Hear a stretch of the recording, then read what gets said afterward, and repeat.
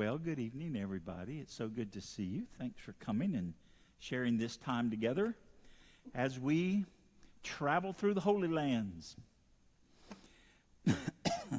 I hope that it's still informative, and perhaps you're seeing things and learning things that you haven't seen before. A few of us earlier this year did make a trip to Israel and then down to Egypt. Saw most of these things. Last Wednesday, our business meeting took the whole time. The Wednesday night before that, I hadn't quite finished with Learnings from Israel Part 9 in the area of Bethlehem. So we're going to kind of pick up from where we were. And in the meantime, while I was just kind of thinking about Bethlehem, I added a couple of spots. You'll see. I think it'll be informative.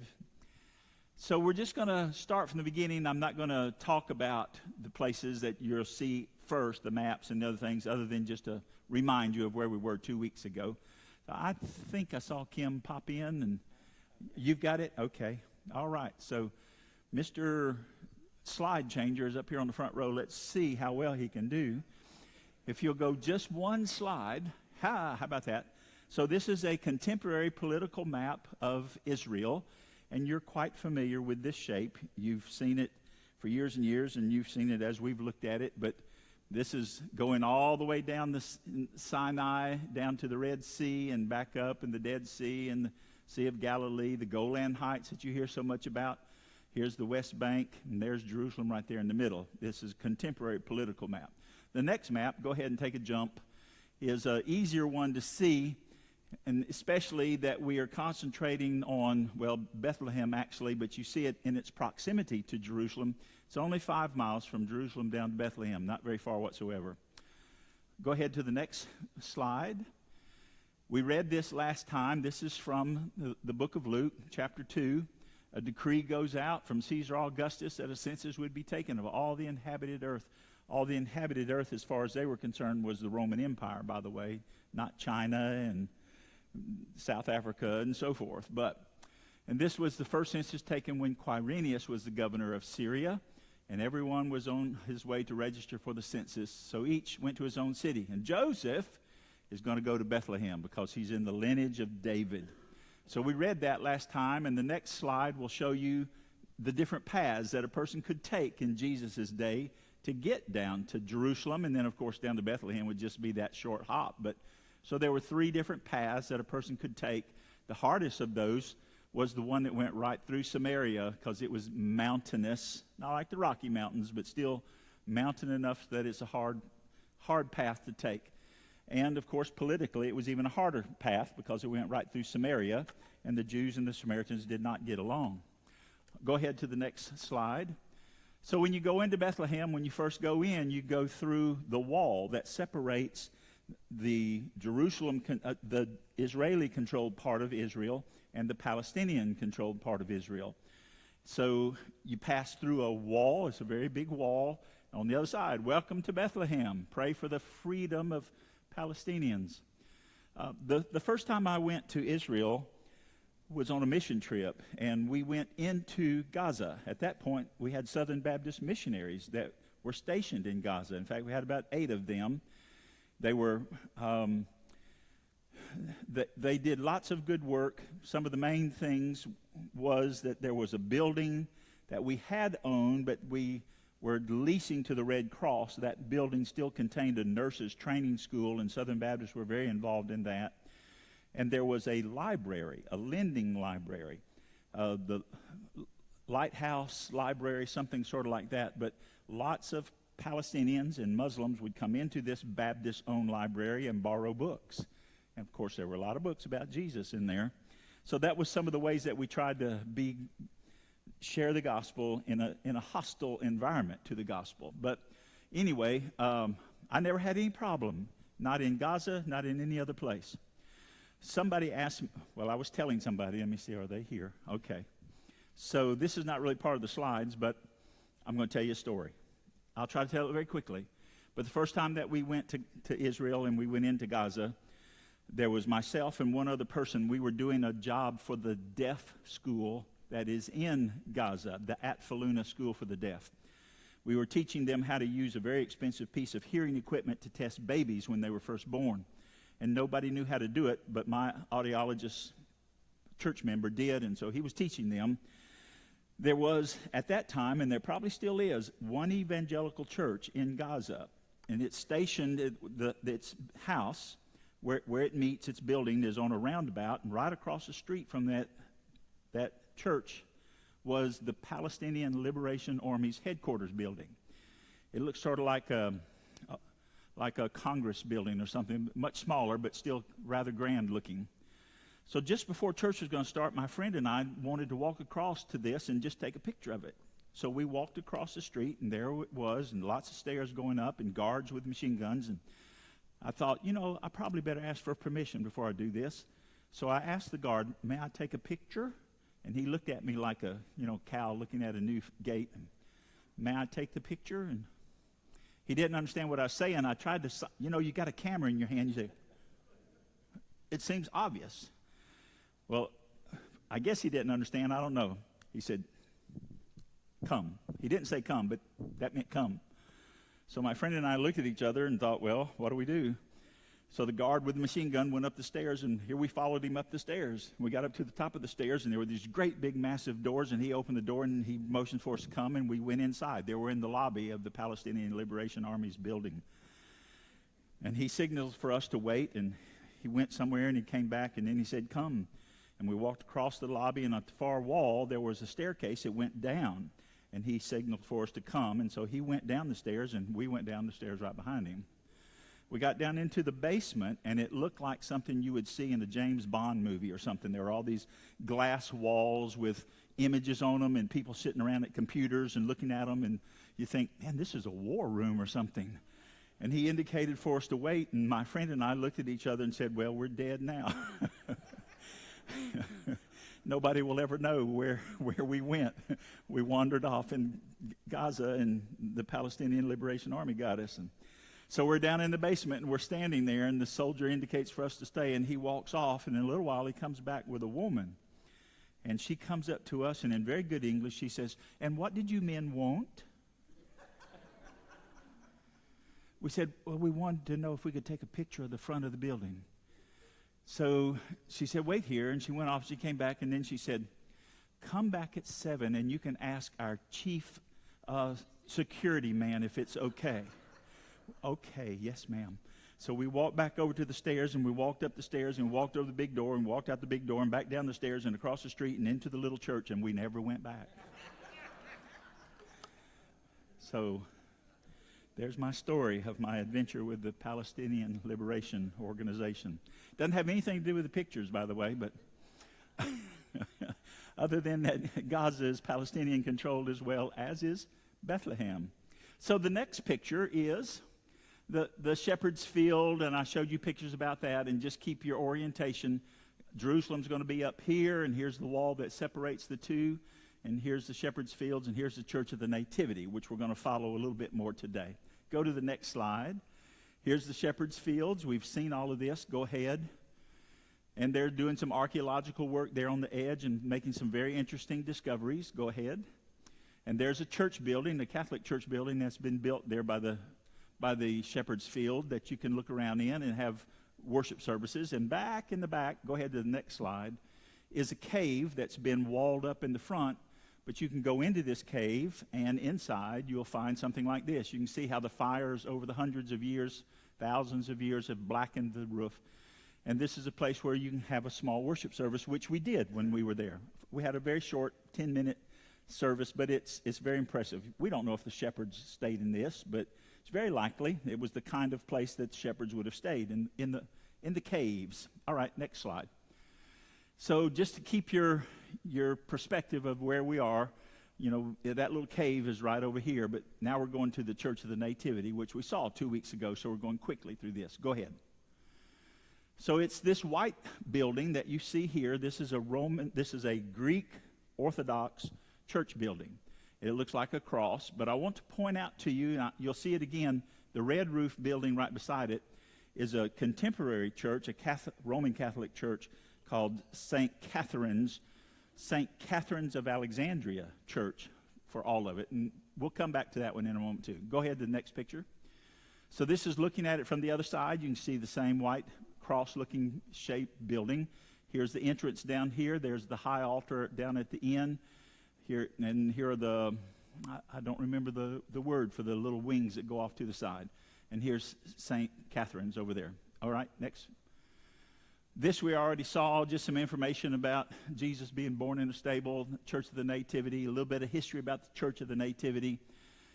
The oldest building was finished in 339.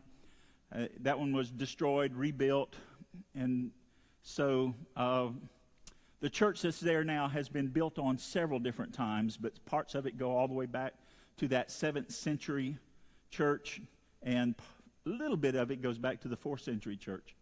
All right, go ahead. So this is the manger square, and there's the entrance to the Church of the Nativity. Go ahead. The only way to get there is to stoop down. You can see the old entryway, which was quite big, but people would go in on their horses and with their carts and other things, and so they decided you can't do that. They walled it up. Now the only way to get in is to bend over, so it's called the Door of Humility. All right, go ahead.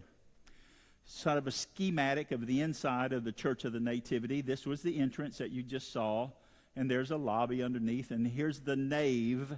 The nave is the largest part of a Catholic church, the middle portion between, say, the lobby and the chancel up here at the top. But here are just the side wings. Go ahead, go to the next picture. Here's the middle. Here's the middle of it. There's the high altar up at the front, the chancel.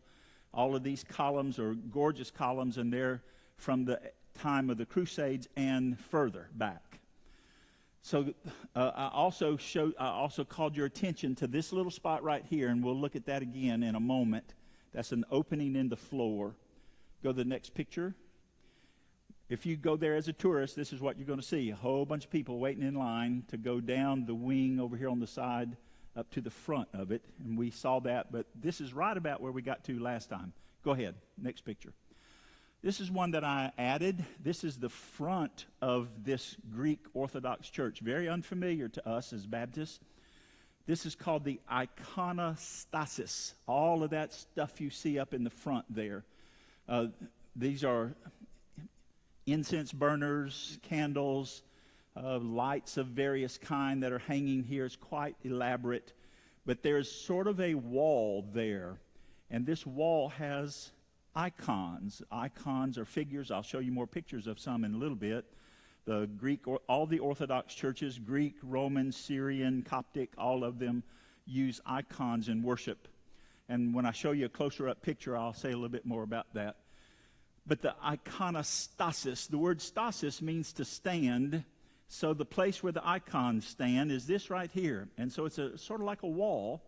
The altar is on the other side of the wall. In a Roman Catholic church, the altar is on this side with the people.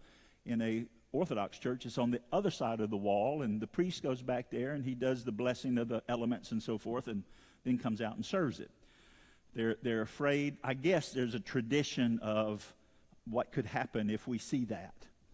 Anyway, it's in every Orthodox church. So that's the very front of this building. The line to see the birthplace comes down this side over here. All right, go ahead.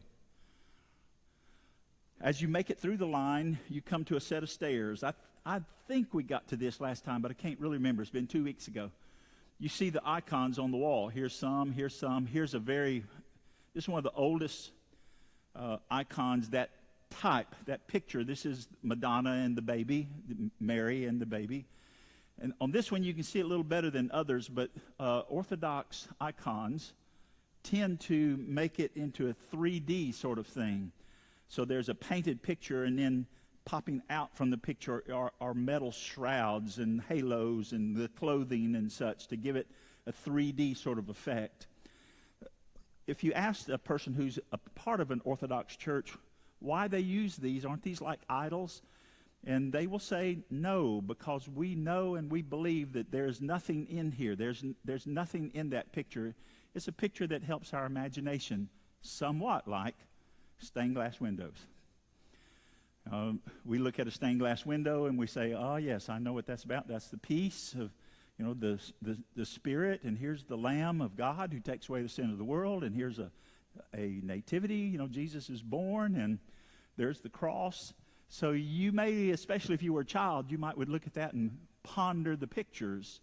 Well, Orthodox persons look at those and they ponder what's behind the pictures. That's their way of thinking about it. It's not mine, but it is theirs. So after you've waited out this line for an hour or so, you can go down these stairs, kind of precipitous. They're sharp, they're steep. You have to be real careful. And you go through that little doorway right there. All right, go ahead. Once you get on the other side, back up one slide. You can see this picture right here. That's just got part of it.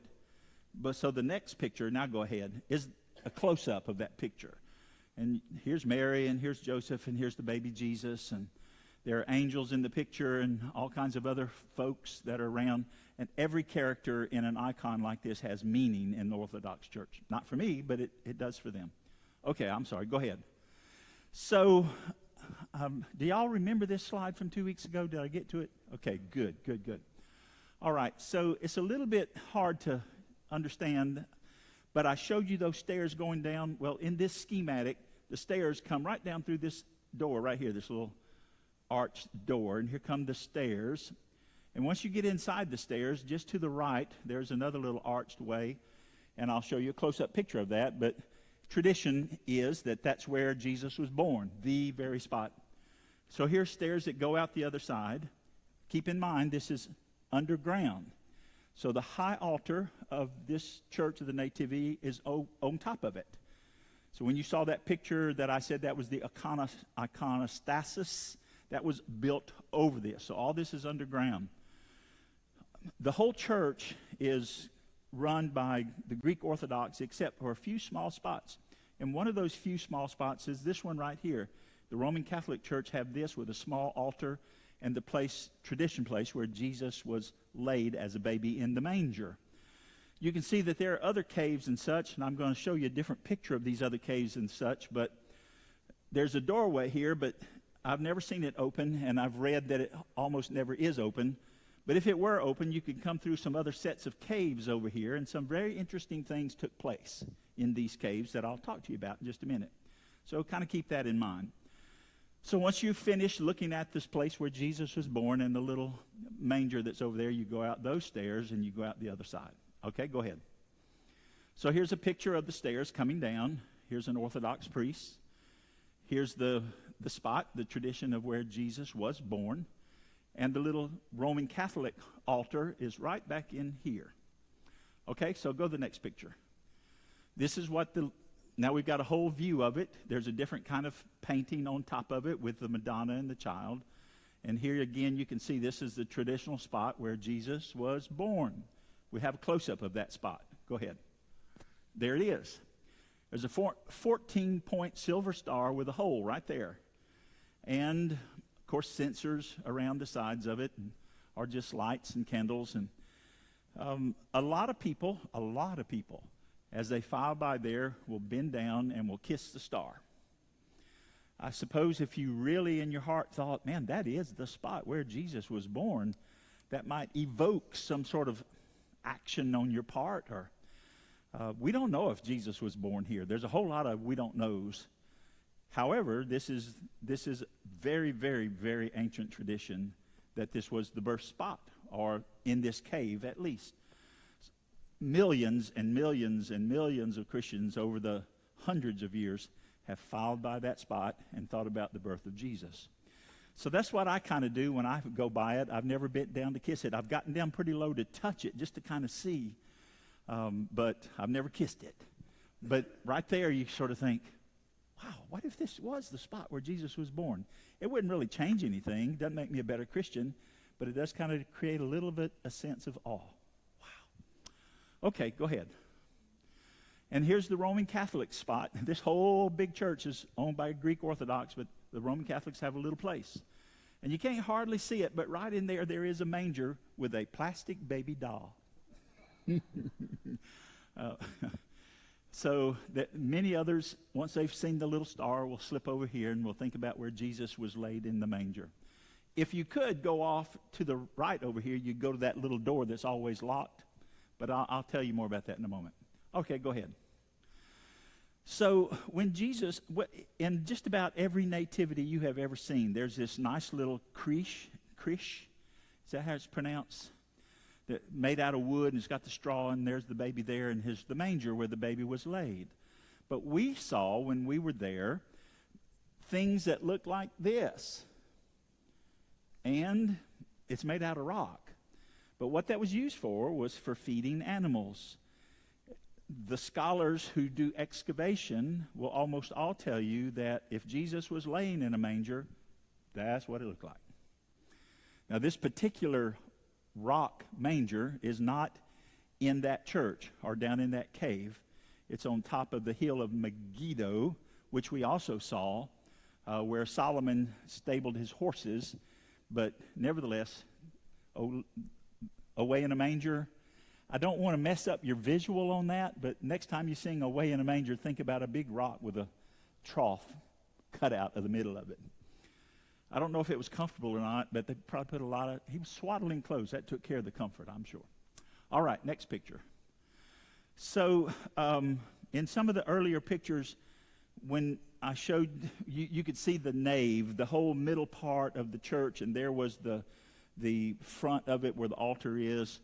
Off on to the left side, there are these beautiful magic mosaics. Not magic, magic. They just, whoa, they pop out at you. These are Crusader period and further back. Before the restorations were made in the last 8 years or so, you could hardly see them. They were so smudged over by soot and smoke and just the wear of the years. There was a time during the Crusades, or maybe it was before, when a whole bunch of lead from England was sent to this church, and they put lead all over the roof to keep rain out.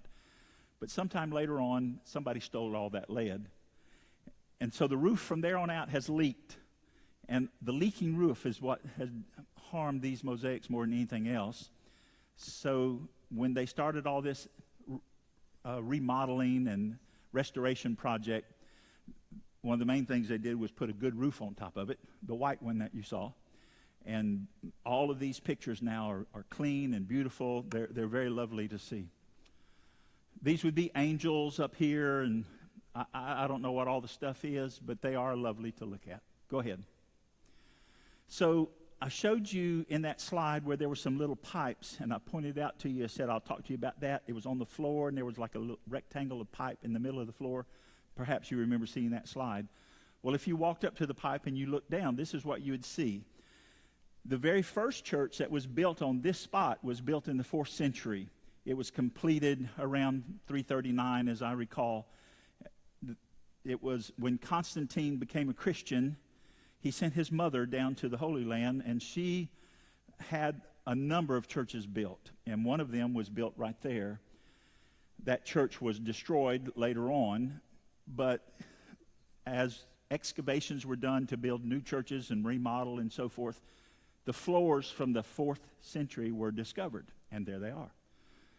So that was around 339. Those mosaics were put on the floor. They're not all in good condition, but some spots they were, and so they uncovered them, and so you can go by and look at it. This is the oldest church in the world that continues to be used as a place of worship. Okay, go ahead. So now I'm going to reorient you for just a moment. Here again is the Church of the Nativity, and right beside it is the Church of St. Catherine of Alexandria, and it is a Catholic church. So go to the next slide. This is the courtyard in front of it. Back up one picture. You can see here sort of some trees poking out. Well, that's the courtyard. So now when we go forward one picture, there's on the inside of the courtyard. This is going out into the manger square off to the right and going back into the church going to the left. All right, go ahead. This is a picture taken from a midnight mass. You may, on occasion, for whatever reason, you're building toys, putting toys together for the kids or something, and turn TV on and watch midnight mass. Sometimes you may watch the midnight mass done in St. Peter's Basilica in Rome, but sometimes you might catch this one. There is a midnight mass. There are many masses. This is an active church, an active Catholic church, so they have regular worship there. But they have this huge midnight mass every Christmas that takes place there, and it's broadcast around the world, and a lot of people like to watch it. It's very different from the way we worship. I know that is true, but it's still kind of an impressive thing to me to think about all these people in Palestine, great majority Muslim Christians, worshiping Jesus. Okay, go ahead. So this one's a little hard to see, but I'm going to point stuff out to you. Again, it's a sort of a schematic. So this is the Church of the Nativity. It says Basilica, I suppose it is, of the Nativity. Here's the entranceway down at the bottom, the door of humility, you recall. Here's the lobby. And if you were lined up to go underground to see the birth spot, well, you would go down this side right here, and you would go all the way up to the stairs. You can see the semicircular stairs right there that you would go in. So you saw this map a little while ago, or this drawing. So if you came down the stairs, there's the birth spot, the silver star, and there's the stairs that would go out. If you turn to the left, you would see the altar of the crib. That's the Roman Catholic part of it. That's right there in that direction. And if you were able to go through the door that's almost always locked, you would come out right over here, and you would come into another set of caves that you can enter from the church that's on the south side. The church that's on the south side is called the Church of St. Catherine. You can see the words, the Church of St. Catherine. So there's a set of stairs right here that would go down into this set of caves. So why would I point that out to you? Well, I'll show it to you. Go ahead. Go to the next picture. So here's just a closer up of that first schematic, but you can see here's several little rooms that are around in these places here, and here's some stairs where you can get into these rooms. Traditionally, this is the room where the bodies of the innocents were buried. They're not there. It's a tradition, but it's still called the Chapel of the Innocents. And so when Herod sent his army to kill everybody 2 years old and younger, the tradition is that they were buried in this spot right here, but nobody really thinks so. But nevertheless, that's what it's called. But if you were able to come back over here, which I have done several times, you would find the place where Jerome, or Saint Jerome if you were Catholic, but Jerome spent about 30 years translating the Bible into Latin. And so I wanted to talk about that for just a moment. Go ahead to the next picture. This is a fisheye view. So this, if you went into that cave, that's not quite what it would look like. The sides are flattened out this way, but you can see the whole thing kind of from side to side. These are those rooms that are underground that is not just tradition. Historians would say, yes, it's probably absolutely true. They wouldn't have looked quite like that, but that Jerome did his translation here. I'll tell you about Jerome in a moment as well. Go ahead to the next picture. This was probably the room where the tradition is, and is probably accurate, that this is where he did his work of the translation of the Bible. Okay, go ahead. So here's some things about the Latin Vulgate. I know you don't read it, and I don't read it, but it has had a big impact upon the world, and the physical location of its making was right there beside the spot where Jesus was most likely born. It's just an interesting thing, historically and in other matters, it seems to me. So here's the Latin Vulgate. The word Vulgate means like of the people, or the common.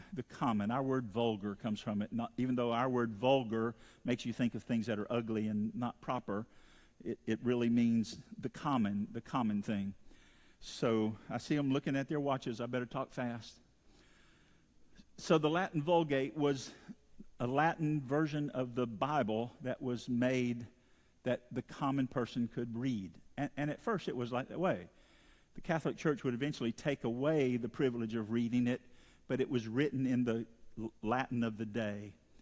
There were a number of different old Latin versions of the Bible, and so it created quite a bit of confusion. So in 382, Pope Damascus asked Jerome, who was a monk, and a leading scholar of the time to make a standard translation of the Bible into Latin. And so he did his work, but he did it in the Grotto of the Nativity.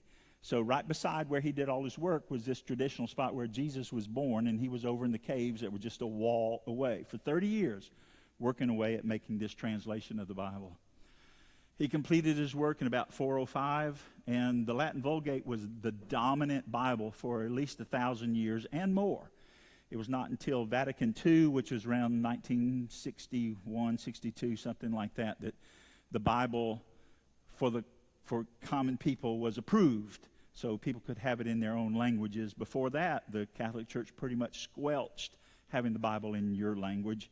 The Vulgate was the Bible that was accurate and correct. The first English translation of the Bible, of the whole Bible, was made by John Wycliffe in 1382, and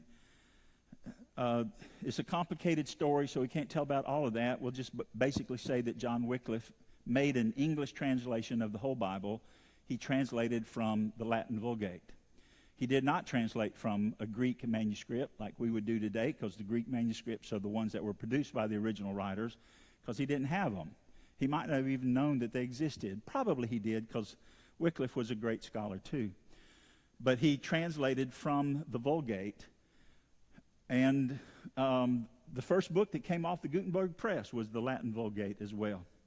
When Tyndale made his translation of the New Testament, quite a number of years later in the 16th century, he had the Latin Vulgate, but more than that, he had what Wycliffe had done, and that informed his translation as well. And so even though Tyndale had Greek manuscript, he had Erasmus's Greek manuscript to work from. A lot of the Latin Vulgate influenced his work as well. So all of that plays into the story of how we get our English Bible, and the processes of it and the complications of it. But for 1,000 years and more, the Latin Vulgate was the most important Bible in the world. And it was as close as they could come to the Hebrew and the Greek, but it was still, people could read the Latin and come to know Christ and follow him. So let's see, turn one more, I think. Yeah. So there's a couple of pages from the Gutenberg Bible. This one here is a preface, and this one here is parables. And I can't read it, and probably you can't either. But that's what the Gutenberg Bible would have looked like. Very elaborate print, and the drawings and stuff that went along with it. Remarkable, remarkable book. So, you know, we go there and see the places of Jesus, which is the main thing I want to do when I go. But lots of things that have had impact on the church happened in these places as well. As Protestants, we would say something derogatory toward the Latin Vulgate. But God used it. He used it. He not only used it for people who were Catholic, but when it was translated into Wycliffe's Bible, he used that translation from Latin to influence the Protestant Reformation in important ways. So there was Jerome sitting down there in his little cave, working away night and day with candles, and eventually worked himself to death, but did this work for the people of God, and so we've all benefited from it in various ways. So those are some things that we saw in Bethlehem. They were great for us, they were impressive for us, and we enjoyed them a lot. I was going to say, do you have any questions, but it's 7 o'clock, so I guess you don't have any questions. But next time we'll go to Jerusalem and see some stuff there that I think you'll find very, very interesting. Well, let's have a word of prayer, and I'll turn you over to the choir master. Father, thank you for your love for us. Thank you, Lord, for the fact that you work with people all down through the years. And sometimes we look back on that and see some flaws in it. I imagine if our great-great-great-great-grandchildren live and you haven't returned yet, they'll look back on us and see some flaws in us too. But we know in flawed people, in bent people, in broken people, you do your work still. It is your redemptive work. And we are so appreciative of that. So, Lord, even when we are flawed and broken, use us too in every way that you wish. Especially, Lord, would you use us to impact our community for Christ? Don't let that thought escape from us. May it follow us every day and take possession of us, that you're leading us to see every life in Jasper transformed by Christ. It's in the name of Jesus we pray. Amen. All right. Next time we'll have popcorn. All right, Wendy. See you next time.